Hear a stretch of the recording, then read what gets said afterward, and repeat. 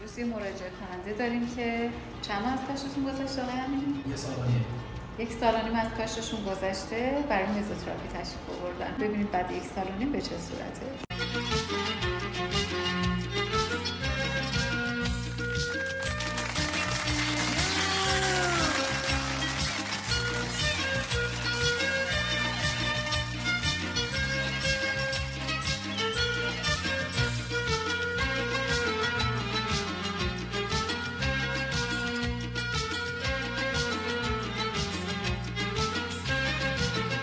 مثل طلوع خورشید، گاهی سرخی گاهی زردی، تو مثل دوا میمونی که واسه شفای دردی، تو مثل هوا میمونی تو خودت زندگی هستی، به شراب سرخ نابی که به من دادگی من هستی، واسه مهربونی تو